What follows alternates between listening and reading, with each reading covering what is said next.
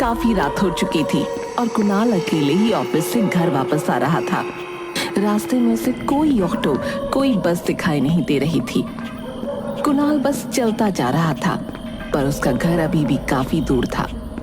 थोड़ी दूर चलने के बाद जब कुणाल एक सुनसान सड़क से गुजर रहा था, तो उसे कुछ भी ठीक नहीं लग रहा था। उसे बार बार ऐसा लग रहा था कि कोई उसके पीछे चल रहा है।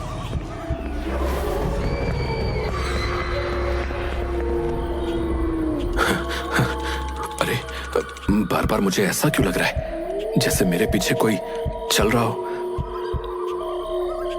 कुणाल अपने कदम जल्दी जल्दी बढ़ाने लगा ताकि वो जल्द से जल्द घर पहुंच सके। कुणाल को तभी अपने पीछे एक परछाई नजर आई जो कुणाल का पीछा कर रही थी। कुणाल जितनी तेजी से चल रहा था, वो परछाई भी उसके साथ उतनी तेजी से चल रही थी। अब कुणाल की हालत बहुत ही बुरी हो जाती है और वो तेज तेज भागने लगता है। तभी आसमान में बिजली कड़कने लगी और अचानक तेज बारिश शुरू हो गई। हे भगवान, ये बारिश कैसे शुरू हो गई? यहाँ तो दूर दूर तक कुछ दिखाई नहीं दे रहा और ये परछाई मेरा पीछा क्यों नहीं छोड़ रही? कुणाल उस बारिश में भागता जा रहा था और तभी अचानक एक गाड़ी से टकरा गया। गाड़ी से हड़बड़ाते हुए एक लड़की उतरी। हे भगवान, ये क्या हुआ? आप ठीक तो है ना? हाँ, मैं ठीक हूँ, बस जरा सी पैर में लग गई है। आपको तो काफी लग गई है। बारिश में मुझे ठीक से दिखा नहीं और बस एकदम से आप सामने आ गए।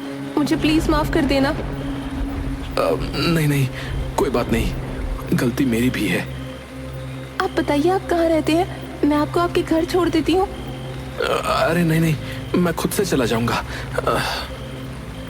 देखिए, मेरी वजह से आपको लगी है, प्लीज बताइए, मैं आपको घर छोड़ दूंगी।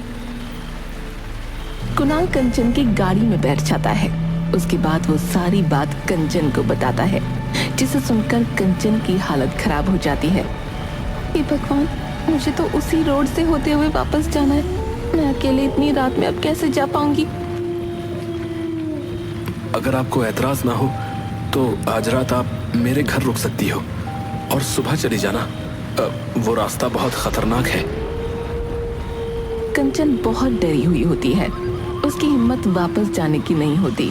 उसे कुणाल एक शरीफ लड़का लगता है, इसलिए वो उसके साथ उसके घर रुक जाती है। आप यहाँ बैठिए, मैं जरा कपड़े बदल कर आता हूँ। जी, कोई बात नहीं। कुणाल अपने कपड़े बदल कर आता है और देखता है कि कंचन भी थोड़ी भीगी हुई है और ठंड से कांप रही है। मैं आपके लिए कुछ पहनने को लेकर आता हूँ, ऐसे तो आप बीमार हो जाएंगी। कुणाल अंदर से एक नाइट सूट लेकर आता है और कंचन को दे देता है। कंचन उसे पहन लेती है। वैसे एक बात पूछूं? हाँ हाँ, क्यों नहीं, पूछिए ना। आप तो शायद यहाँ अकेले रहते हैं, तो फिर ये कपड़े? ओ ये तो बस ऐसे ही मेरी एक दोस्त के हैं। एक दिन मेरे कुछ दोस्त आए थे, तो बस उसमें से ही किसी का रह गया था ये। अच्छा। रात को कुणाल और कंचन अलग अलग कमरे में सो जाते हैं। कुणाल जब गहरी नींद में होता है तो अचानक उसकी चादर कोई खींच देता है। कुणाल हड़बड़ा कर उठ जाता है। कौन है? कौन है यहाँ? कौन है? आओ आओ कुणाल। कौन है? कौन है? सामने आओ, कौन है यहाँ? कुणाल की आवाज सुनकर जल्दी से वहां कंचन भागते हुए आती है और लाइट जला देती है। कुणाल पसीने में लथपथ अपने बिस्तर पर बैठा कांप रहा था। क्या हुआ? आप चिल्ला क्यों रहे थे? वो यहाँ आई थी। वो मुझे बुला रही थी, मेरे नाम से मुझे पुकार रही थी। पर कौन? कोई भी तो नहीं है यहाँ। नहीं है वो। तुम जाओ यहाँ से और जाकर सो जाओ। मैं ठीक हूँ, तुम जाओ। कुणाल डरकर वहीं कोने में बैठा रहता है। कंचन के जाने के बाद कुणाल की नजर फर्श पर पड़ती है, जिसे देखकर उसके होश उड़ जाते हैं। फर्श पर उल्टे पैरों के निशान होते हैं। हे भगवान, ये कैसे हो सकता है? नहीं, ये सच नहीं है। ऐसा नहीं हो सकता। मैं ये किसको घर ले आया? मैं अब क्या करूं?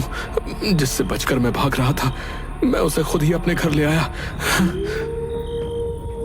कुणाल जल्दी से अपना फोन ढूंढने लगता है और अपने दोस्त को फोन मिलाता है, पर उसका फोन ही नहीं लगता। उसके बाद वो चुपके से अपने कमरे से निकलता है और घर से बाहर जाने की कोशिश करता है। वो दबे पांव आगे बढ़ ही रहा होता है कि उसकी नजर रसोई में पड़ती है, जहां कंचन कुछ खा रही थी। कुणाल झांक कर देखता है तो उसके होश उड़ जाते हैं। कंचन बिल्ली के बच्चे को खा रही थी। हर तरफ खून फैला था। ये देखकर कुणाल वहीं का वहीं खड़ा रह जाता है और जैसे ही वो अपने पैरों को वहां से हिलाने की कोशिश करता है, तभी कंचन खून से लथपथ मुंह लेकर पीछे मुंडी घुमाती है। आ गए तुम? मैं कब से तुम्हारा इंतजार कर रही थी। देखो ना, मुझे कितनी भूख लग रही थी और खाने को कुछ भी नहीं था। तो तुमने ये बिल्ली यहाँ बैठकर दूध पी रही थी। मुझे गुस्सा आ गया और मैंने इसे ही पकड़कर खा लिया। हे भगवान, आखिर कौन हो तुम? क्यों मेरे घर आई हो? मैंने तुम्हारा क्या बिगाड़ा है? तुमने मुझे नहीं पहचाना कन्नू? तुम भूल गए मुझे? कन्नू? इस नाम से तुम मुझे बस प्रिया बुलाती थी। तुम प्रिया हो? हाँ, प्रिया हूँ मैं। कैसे भूल सकते हो तुम मुझे? याद करो सब कुछ, याद करो वो दिन। क्या हुआ प्रिया? तुम इतने गुस्से में क्यों? प्लीज एक बार मेरी बात तो सुनो। नहीं सुननी मुझे तुम्हारी कोई बात। तुम कभी मेरी कोई बात सुनते हो क्या? अच्छा बाबा, अब से मैं तुम्हारी सारी बातें सुनूंगा और मानूंगा भी। देखो, मैं यहीं बैठा हूँ और आज बस तुम्हारी ही सुनूंगा। देखो, मेरी शादी होने वाली है, इसलिए अब मैं तुमसे बात नहीं कर सकती हूँ। देखो, ये सब बेकार की बात है प्रिया। मैं तुमसे ही शादी करूंगा और अभी मेरी बड़ी बहन से पहले